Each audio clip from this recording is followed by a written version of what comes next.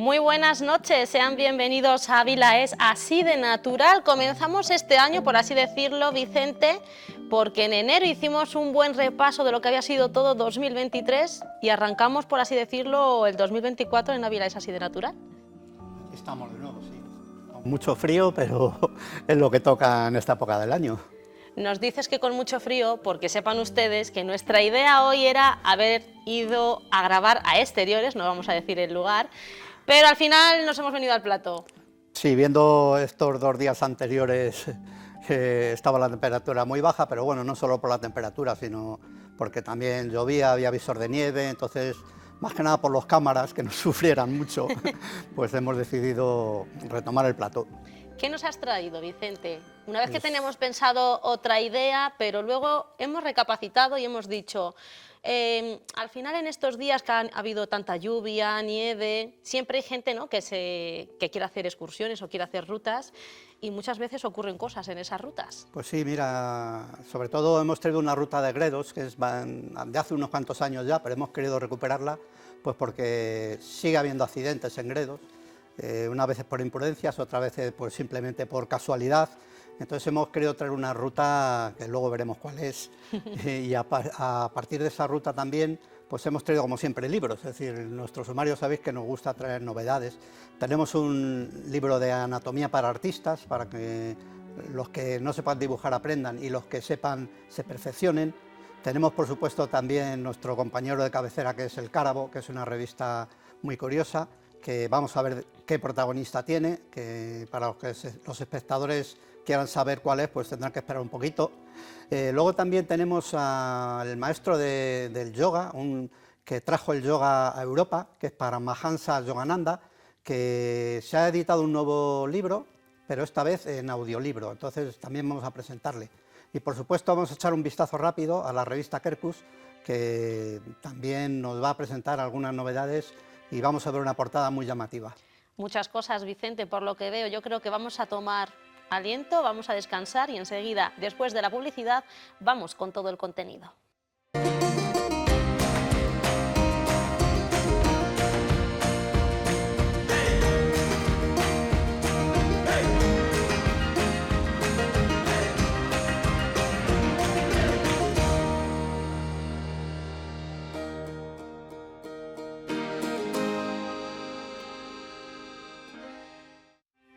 Nos metemos de lleno ahora sí en todo el contenido y vamos a ir paso a paso, Vicente, con esa ruta que nos va a dar un poquito de frío, ¿no? Sí, sí, va a dar un poquito de frío porque, aunque ya digo, es de hace unos cuantos años, pero estaba a principios de primavera, entonces la nieve hacía acto de presencia.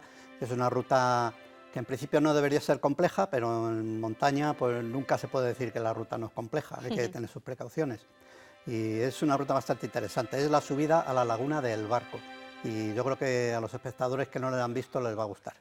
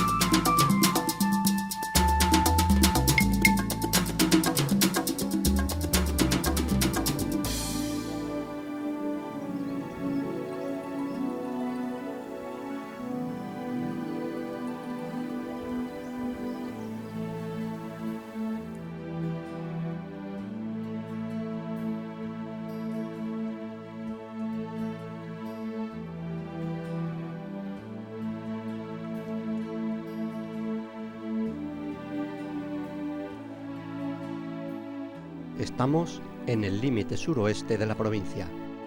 Partiendo desde Ávila, hemos llegado a Umbrías y desde allí a la Nava del Barco. Desde su puerto, dejamos el coche y comenzamos nuestra ruta a pie. La pista de ascenso a la laguna del Barco está bien marcada, pero decidimos atajar y subir monte arriba. esto nos supone un considerable esfuerzo, teniendo en cuenta que acabamos de comenzar la ruta y los músculos aún están fríos. Pero gracias a este desvío podemos contemplar unos hermosos abedules de considerable tamaño.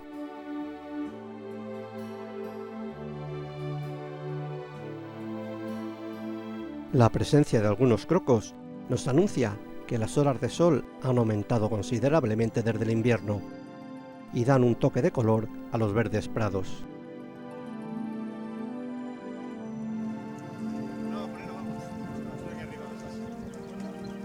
Hacemos una parada y decidimos la ruta a seguir, porque aunque hemos recuperado el camino principal y está bien marcado, valoramos la cantidad de nieve que podremos encontrar para ascender a la laguna.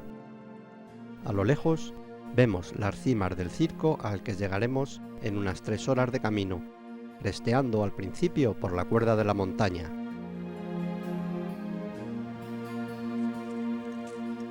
Abajo, a la izquierda, la garganta de Galín Gómez a la que bajaremos después. Aunque en el valle los sauces y mimbreras acompañan al lago de la garganta, poca variedad de matorral aparece en estas alturas tan expuestas a las inclemencias climatológicas. Una de las especies más curiosas es el codeso.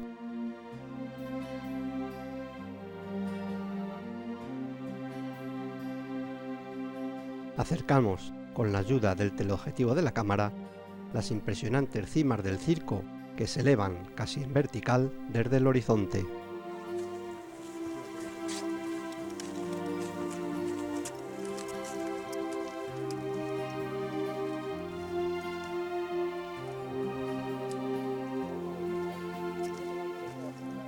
Ahora caminamos lentamente por la cuerda de la montaña, por una pista que comienza siendo poco complicada de seguir.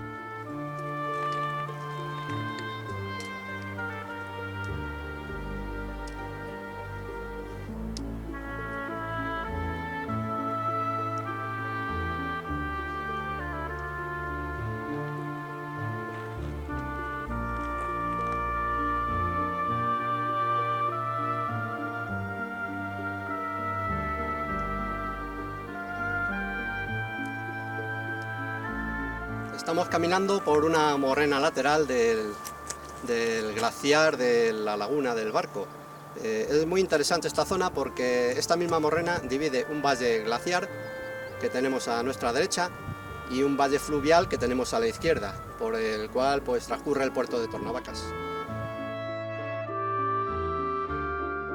Un poco más abajo comienza a complicarse el camino, con bajadas algo más pronunciadas y la aparición de la nieve semiderretida que en ocasiones dificulta ligeramente nuestro caminar. Al fondo ya podemos contemplar la grandiosidad de este circo gredense. Bueno, el camino de momento es bastante más llano que hasta ahora y las vistas que tenemos son impresionantes. Estamos pisando la nieve y bueno, se ha deshecho bastante por el calor primaveral, pero el espectáculo que estamos observando es aconsejable para cualquiera que le guste la naturaleza.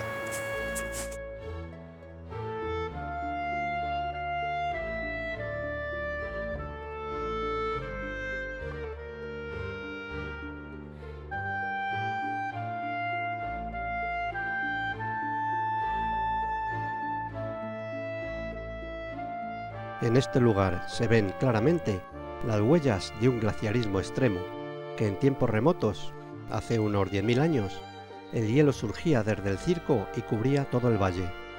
Era este el glaciar más grande de nuestra sierra, y se calcula que tenía más de 6 kilómetros de longitud. Se aprecian claramente los restos de las morrenas laterales y las piedras pulidas por la presión y el empuje del hielo.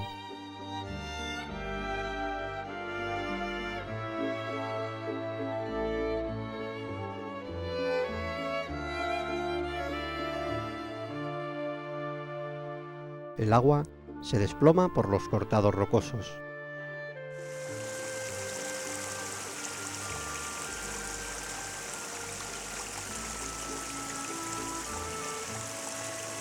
La lagartija verdinegra, el topillo nival o la salamandra de Gredos en las charcas son algunos de los animales que podremos encontrar por aquí.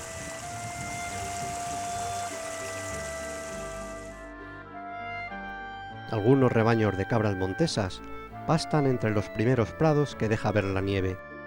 En esta ocasión se muestran esquivas y permanecen a cierta distancia de nosotros.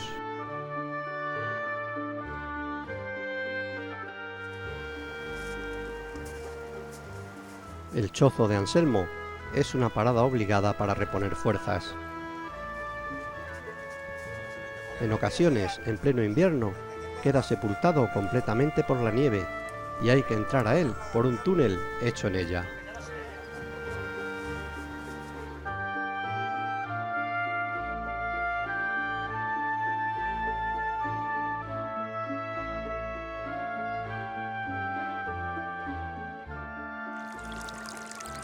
Tras el descanso, continuamos nuestra marcha.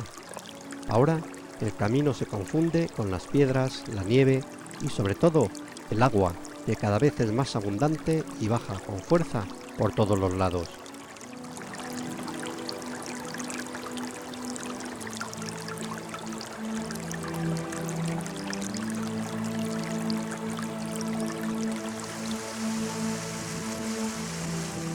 El paisaje ahora apenas presenta vegetación. Solo un árbol solitario parece desafiar a la montaña y a la ley de la gravedad.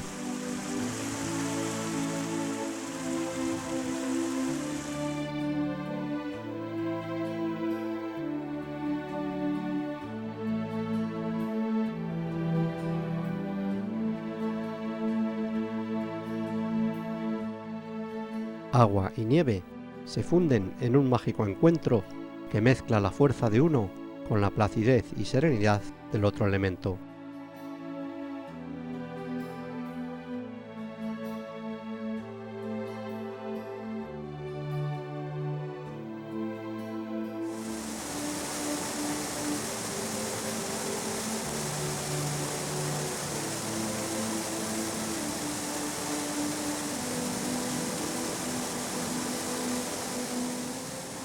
De repente aparece en nuestra marcha una impresionante cascada con más de 30 metros de caída, una de las más hermosas de Gredos y cuyo cauce tendremos que atravesar aguas arriba.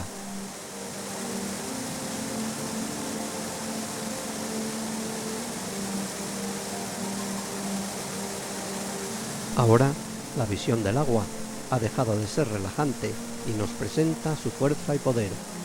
Se desploma desde las alturas en busca del valle glaciar. Son aguas procedentes de la laguna a la que nos dirigimos y alimentadas también por el deshielo de las nieves abundantes en las cimas de este hermoso lugar.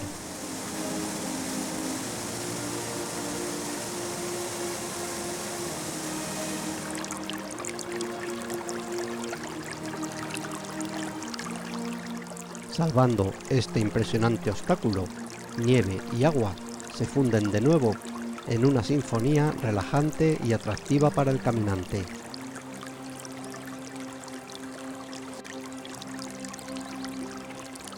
Es la música de la vida, una de las melodías más hermosas de la montaña.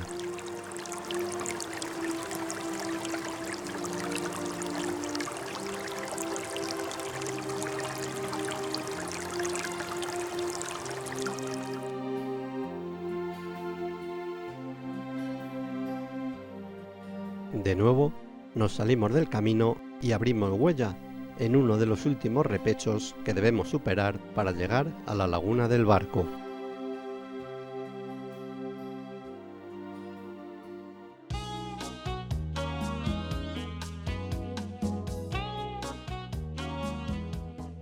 A nuestra espalda, la garganta de Galín Gómez baja con fuerza y poderío, adquiriendo cada vez más caudal a medida que desciende hacia la llanura.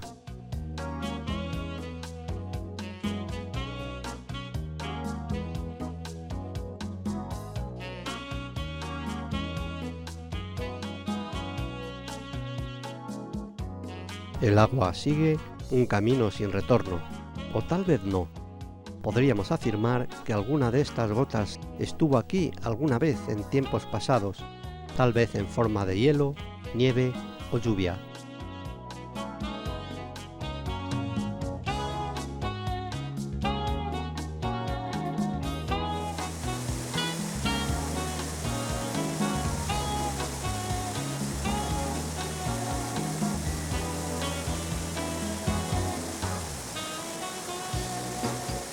Un esfuerzo más sobre un camino invisible nos acerca a uno de los circos más impresionantes de nuestra sierra.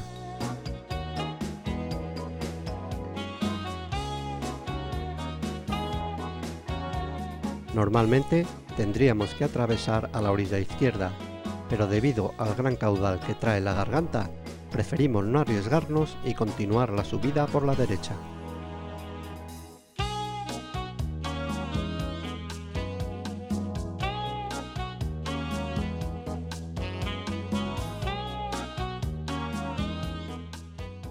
Una vez más, los restos del glaciarismo del Cuaternario se aprecian claramente en este valle, cuya belleza nos hace pararnos constantemente para admirar sus cumbres y laderas, y la enorme muralla granítica de paredes casi verticales.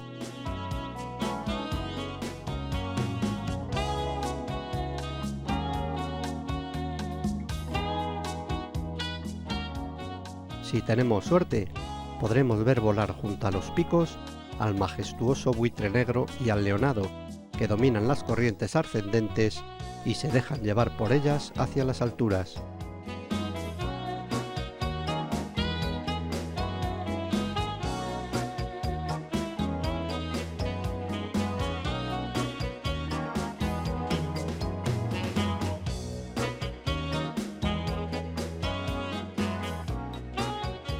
Después de intentar salvar algunos ventisqueros con abundante nieve acumulada, llegamos a nuestro destino, una hermosa laguna situada a 1800 metros de altitud.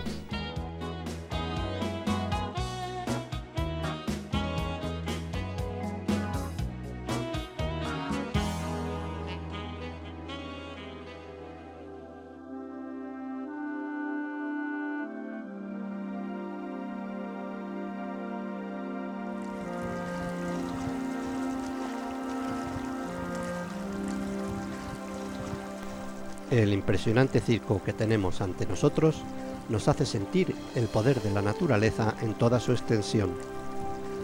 Paredes casi verticales con abundante nieve y reflejos de placas de hielo hacen que esta zona de la sierra sea bastante complicada en invierno.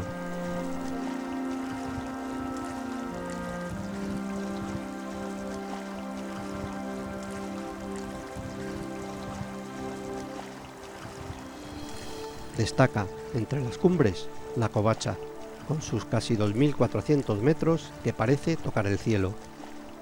Estas cumbres separan la provincia abulense de las cálidas tierras extremeñas, situadas casi a 1500 metros por debajo de donde nos encontramos.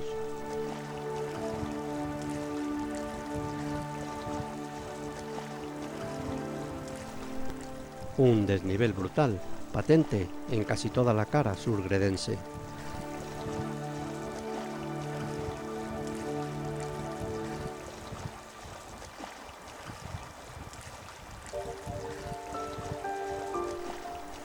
Muy cerca de aquí, y a bastante más altura, está la Laguna Negra, pero haría falta un esfuerzo considerable para llegar a ella, y el mal estado de la nieve aconseja no arriesgarnos a subir.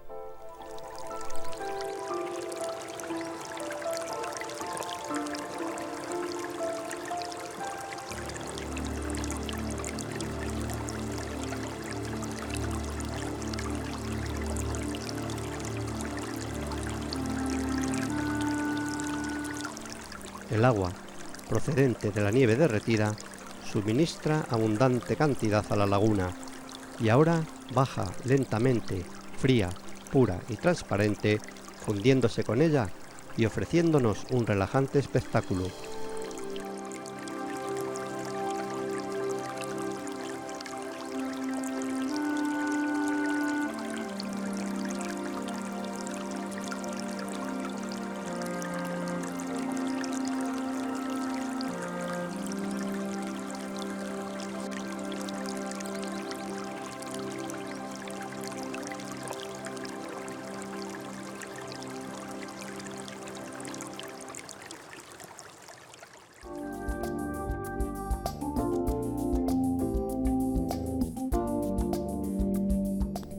Después de una comida relajada, iniciamos el descenso.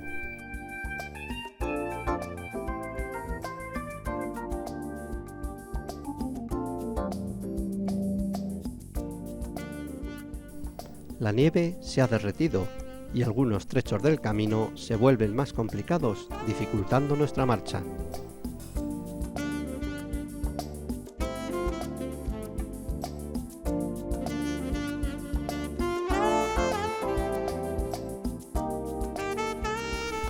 El agua es más abundante aún que durante nuestra subida.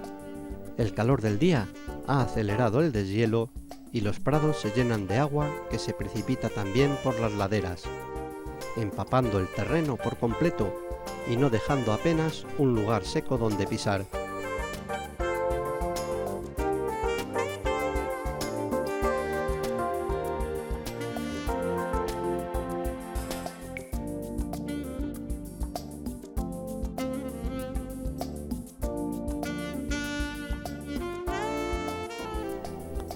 A nuestra espalda, la enorme muralla pétrea destaca ahora mucho más con la luz del atardecer, y el hielo de sus cumbres nos lanza destellos desafiantes, recordándonos que toda precaución es poca en la sierra.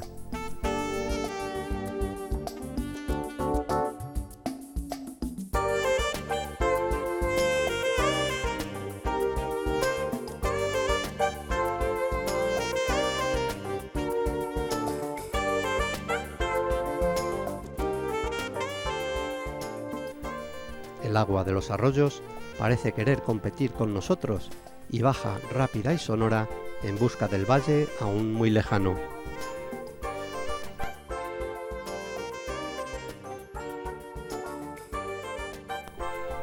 Una sinfonía de sonidos, olores y transparencias hace que nos detengamos durante unos minutos y observemos sin prisa este espectáculo a nivel del suelo.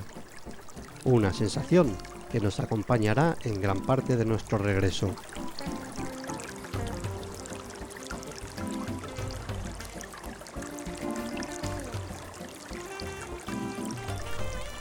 Ya muy cerca del final de nuestra marcha, algunos caballos en libertad suben hacia los prados de altura y nos observan con curiosidad, como si quisieran despedirnos, pero invitándonos a volver de nuevo a este impresionante circo glaciar.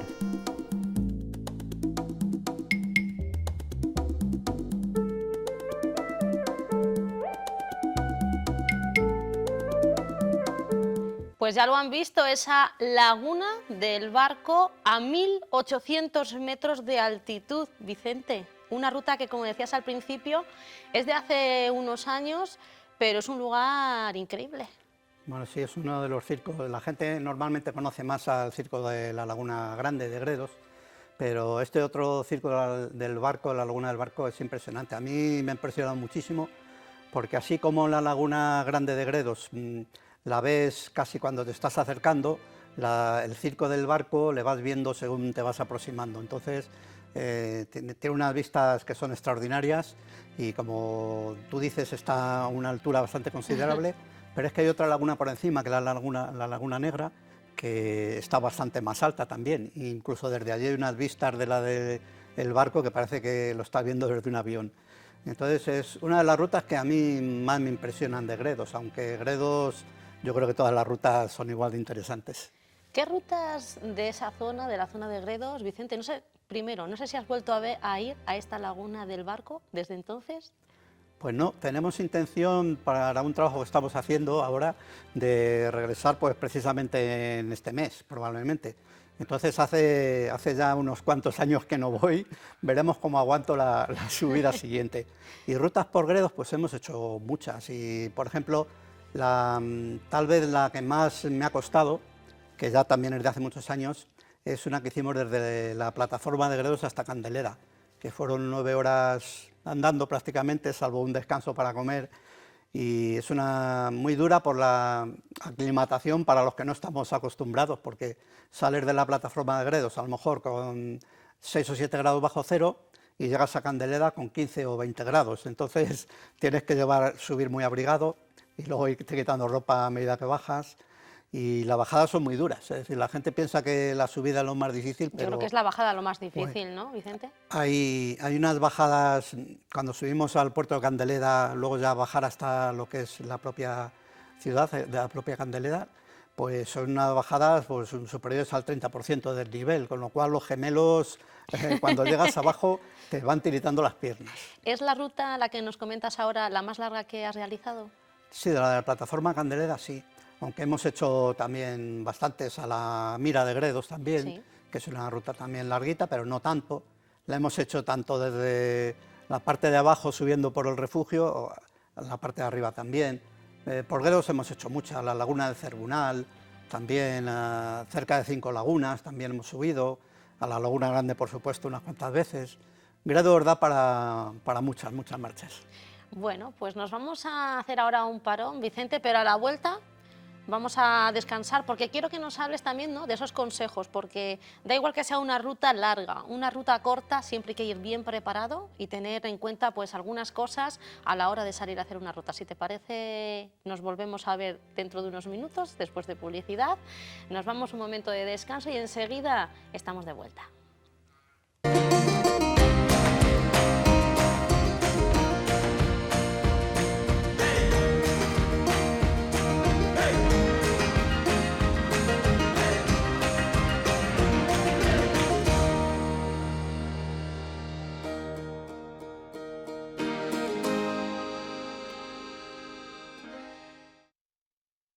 Seguimos en Ávila es así de natural y lo prometido es deuda. Vamos a hablar de montaña, vamos a seguir hablando, Vicente, porque hablábamos de esa ruta, ¿no?, que nos mostrabas y las traíamos un poco, ¿no? Estamos en pleno invierno, la gente se va al campo, a la montaña, a hacer rutas con mayor o menor dificultad, pero los accidentes, las caídas siempre ocurren y hay que saber cómo actuar y cómo ir prevenido también. Sí, sobre todo, bueno, lo que tú has dicho, los accidentes, pues eso, son accidentes muchas Sí, veces, sabemos cuándo va a ocurrir. aunque seas previsor te pueden ocurrir, pero hay gente también que le ocurre porque no es previsor. Entonces, bueno, en la montaña hay que tenerla siempre mucho respeto. En verano también, pero en invierno muchísimo más, porque sobre todo Gredos se caracteriza por las temperaturas extremas, es decir, mucho hielo, a poquito que nieve o incluso simplemente el agua se convierte en placas de hielo en la montaña. Entonces, bueno, nosotros nos hemos encontrado con gente incluso que subía en zapatillas o que subía con tacones, sí, aunque eso ha sido en verano, pero sí que es verdad, no es una broma. Hemos visto a gente que subía en tacones por la plataforma para ir a la laguna. Entonces, bueno, eso son temeridades y barbaridades. Entonces, bueno, consejos que dar, pues normalmente la gente los conoce, pero no viene mal recordarlos aquí de nuevo. Si es verano, por supuesto, llevar agua y llevar sombrero, protección solar, porque la radiación ultravioleta suele ser bastante alta en la montaña, y ya te digo, agua en abundancia. Es decir, mejor es que vaya la mochila un poquito cargada con peso, porque luego lo podemos echar de menos si hace mucho calor.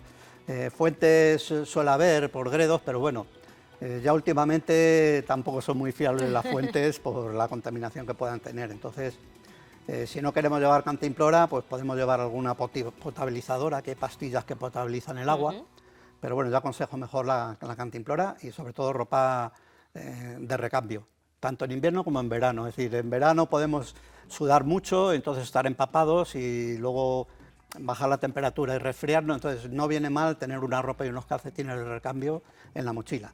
En invierno esto pues se multiplica por dos. En invierno es mejor llevar mucha ropa e irnosla quitando, y sobre todo muchísima precaución con la nieve. Es decir, puede haber, por ejemplo, en el caso de la ruta que hemos visto, ¿sí?, que cuando hemos ido estaba la nieve bastante dura, pero salió el sol y el regreso estaba bastante blanda, entonces nos podemos calar los pies si no vamos con unas buenas botas, con lo cual los calcetines de recambio son imprescindibles. Exactamente. ¿Qué calzado hay que llevar, Vicente? Porque muchas veces decimos, vamos a hacer una ruta, sí, me pongo las botas, las típicas estas, ¿no?, de salir por aquí a dar un paseíto, y a lo mejor no llevamos el calzado adecuado, como bien dices, nos podemos mojar los pies o se nos puede incluso rajar la suela, que eso yo lo he visto en Gredos, y luego es una faena. Sí, bueno, normalmente para rutas por montaña, especialmente rutas por Gredos, pues son imprescindibles las botas de montaña, es decir, no te valen unas zapatillas de deportes o unas zapatillas de trekking. Las botas de montaña te sujetan el tobillo, con lo cual, como es muy fácil doblar el tobillo cuando pisas una piedra, la bota de montaña te le sujeta. Suelen ser también impermeables, con lo cual, pues si pisamos algún charco no nos va a mojar. Y luego hay un elemento que se llaman los guetes, que son como una especie de plásticos que te protegen hasta la rodilla de la humedad, que también si hay nieve, pues conviene llevarlos. Y luego ya para más especializados, o incluso para menos, hay un elemento que se llaman los crampones, que sabéis que son para pisar hielo. Que lleves crampones no significa que estés seguro totalmente, porque hay que saber utilizarlos.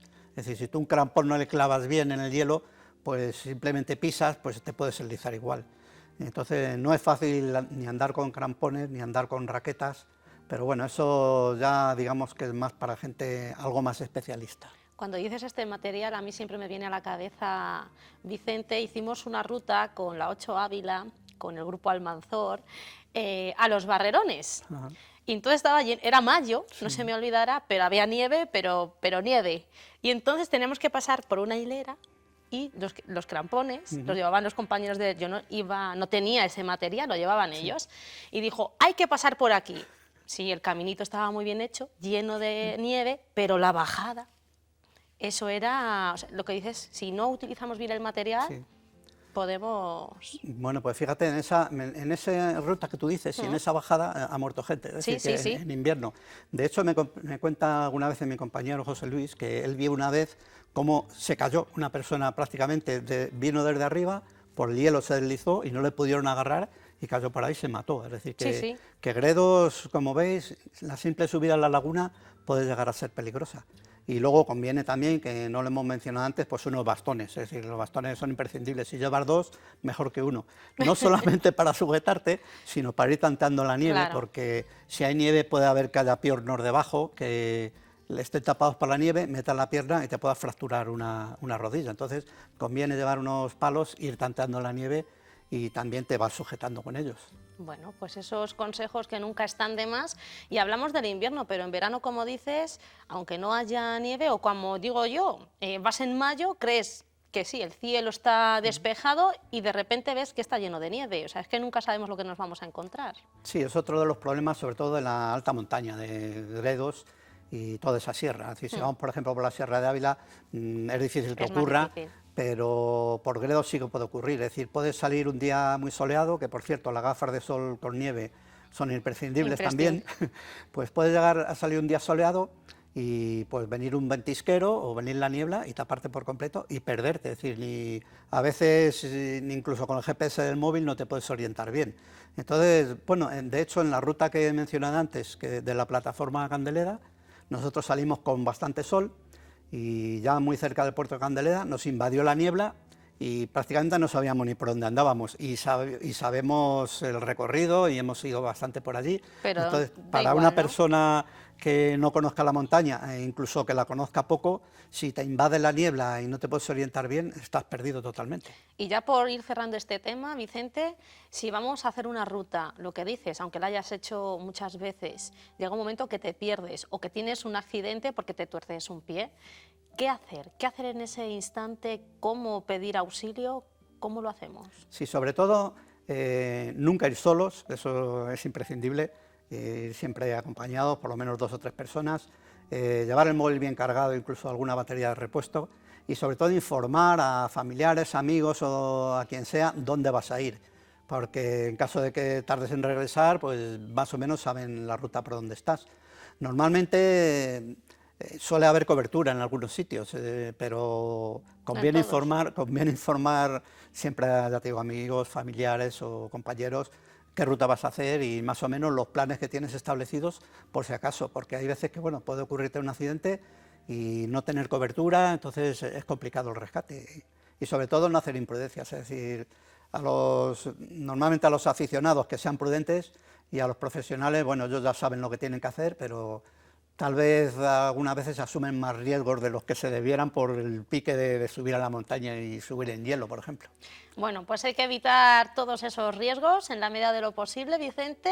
Y después de hacer pues estos consejos para todos los espectadores, vamos a seguir con la materia que nos ocupa, ¿Qué nos traes? Hoy nos traes un audiolibro. Sí, sí, fíjate, un audiolibro muy curioso. Ahí está. Algunas veces hemos hablado de Paramahansa Yogananda, que es, pues digamos, el yogi que trajo a España, digo a España, a Europa, el yoga. Es decir, ya murió, bueno, murió según la creencia, y según él abandonó este mundo, no es que muriera, se dejó ir simplemente. Entonces, autobiografía de un yogi, digamos que es para los orientales o para los seguidores de todo este tipo de biografías y de literatura, es como la Biblia para nosotros. Es decir, el Yogananda pues, escribió muchísimos libros y este es un bestseller traducido a muchísimos idiomas y entonces muy conocido. Entonces, esta es la última edición, pero que esta vez se presenta en audiolibro, es decir, para que podamos, son 2 CDs, 2 DVDs, que lo podemos meter en un reproductor y escuchar pues, la autobiografía de un yogi, pero escuchada. Además está vocalizada, está leída por el Brujo, que muchos le conocéis, que bueno, ha trabajado pues, sobre todo en temas esotéricos y en temas de este tipo. Entonces la biografía está leída por él. Se puede buscar también en YouTube para escuchar el primer capítulo y está editado por Self Realization Fellowship, que bueno, buscando en Google, buscando en Internet, veréis que es una asociación o un grupo no gubernamental que la creó Paramahansa Yogananda y bueno, sigue sus enseñanzas, hay muchas publicaciones tanto de él como de sus discípulos.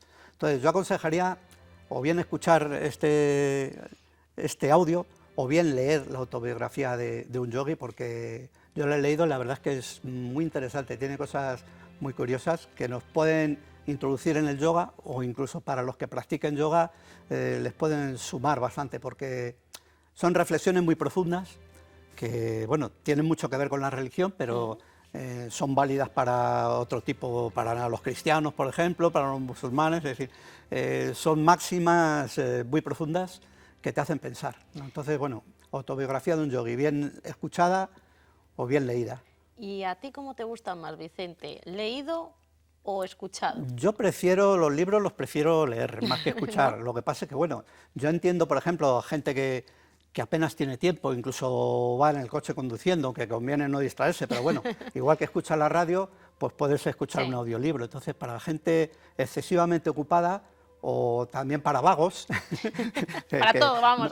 Son compatibles, no quiere decir que los excesivamente ocupados sean vagos, porque es una contradicción, pero bueno, el audiolibro es una solución también, pero bueno, yo prefiero leer siempre que sea posible, porque tal vez te dé la imaginación más de sí y bueno, te dé más que pensar también.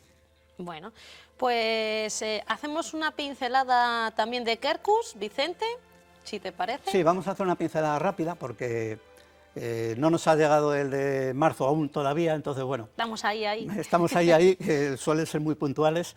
Entonces, bueno, no hay que olvidar la revista Kerkus, que bueno, tiene muchísimo que leer y muchísimo que ver también en la web, como veis ahí, revistakerkus.es. Y bueno, la portada aquí veis que es espectacular, es una espátula volando, o aterrizando más bien, yo creo, que habla un poco del dilema del agua de Doñana. Y bueno, diréis, bueno, ¿qué tiene que ver Doñana con nosotros? Pues fíjate, las espátulas son típicas de las marismas, pero bueno, aquí en Ávila también podemos verlas a nivel puntual. De hecho, en la Laguna del Oso hay veces que se ven, sobre todo en época de paso, en las espátulas, y yo he conseguido también vídeos y fotografías buenas de espátulas en el Adaja. Anda. A pesar de que el Adaja está muy maltratado, como sabéis, pero bueno, yo he conseguido algunas fotos, algunos vídeos. ¿Y cómo llegan, Vicente, hasta aquí? Buah, si pues no hacen unos viajes, todas las aves migratorias hacen unos viajes de miles de kilómetros. Y en pocas horas. Sí, bueno, requiere su tiempo. Pero para lo que es, en pocas horas. Pero es increíble, es decir, tanto espátulas como grullas, como bueno, muchas aves migratorias hacen viajes de miles de kilómetros. Las cigüeñas mismas, que ya las tenemos entre nosotros, es decir... Los vencejos. Los vencejos, es decir, unos vienen de África a pasar el verano aquí, y otros vienen del norte de Europa, porque ahí el clima es mucho más frío, a pasar también aquí el verano. También hay invernantes, es decir, que pasan el invierno aquí con nosotros. Entonces, bueno, tenemos una gama de especies migradoras, muchas de ellas acuáticas, por eso pues hay que cuidar las lagunas, los lavajos y los ríos, y es impresionante. Entonces, bueno, animo a que echen un vistazo a Quercus, que ya está a puntito de salir la de marzo, pero en febrero también tiene temas muy, muy interesantes. Bueno, y de temas muy interesantes vamos a seguir hablando después de publicidad.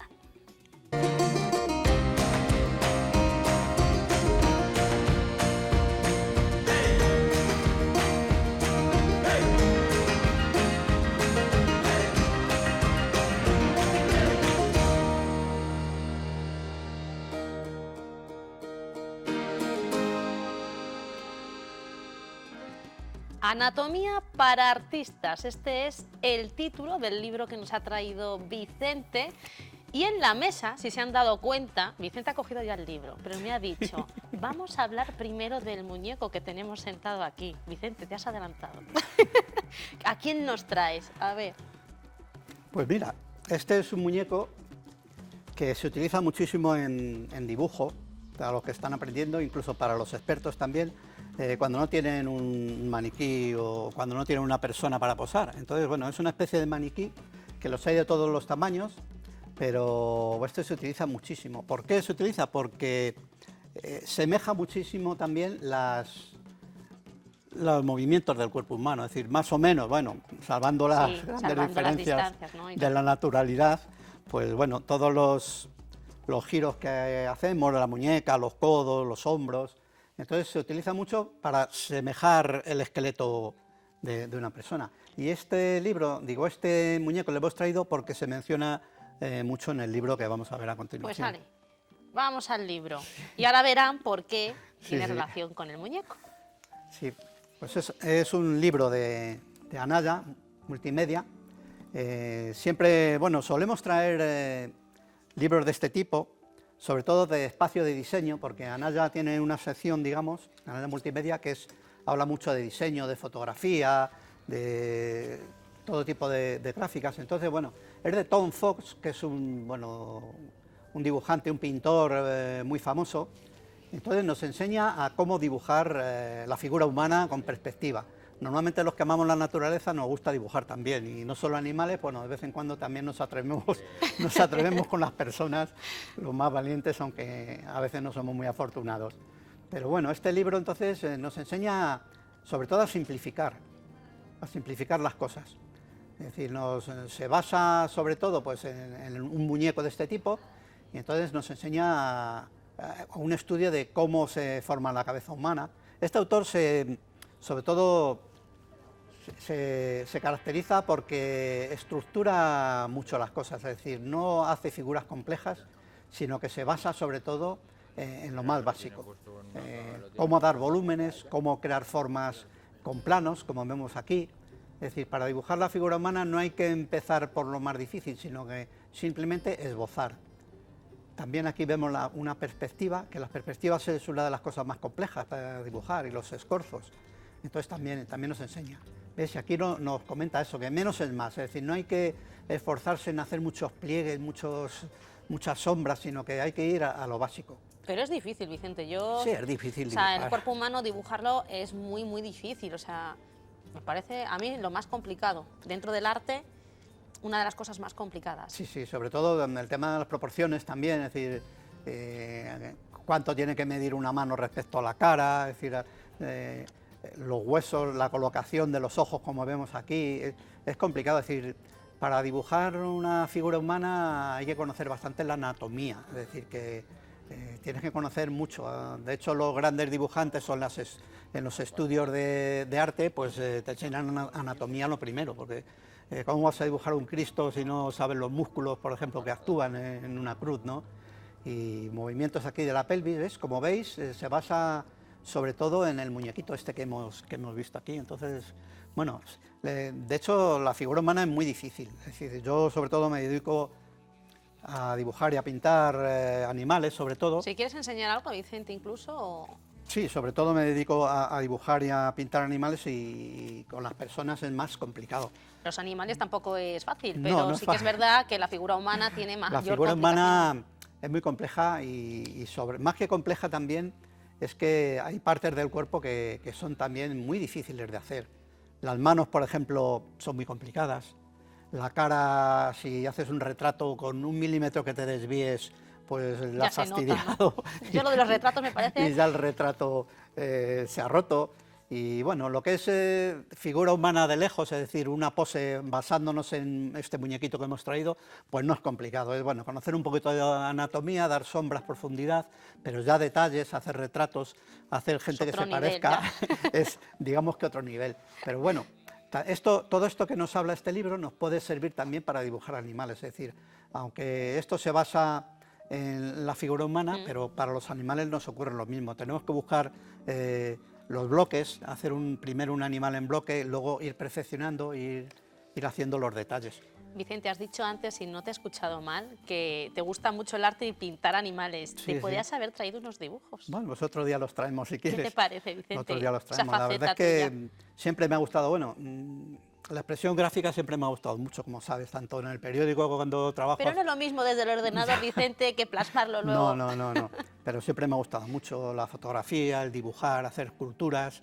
Yo creo que mi familia tiene un poco una vena artística, que ya desde mi abuelo, que era un escultor que tiene en Ávila muchos trabajos. Luego viene también, de ahí, ¿no?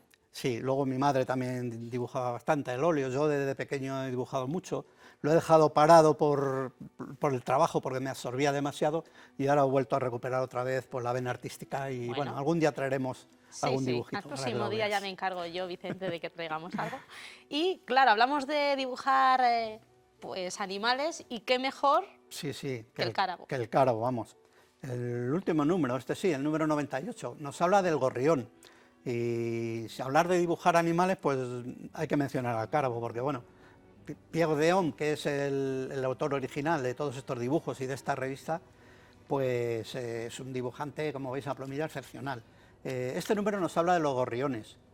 Es un pájaro, un ave, que le tenemos por aquí, en las ciudades, en Ávila le podemos ver, y a pesar de que le seguimos viendo, cada vez es más complicado. Están desapareciendo los gorriones, aunque parezca mentira.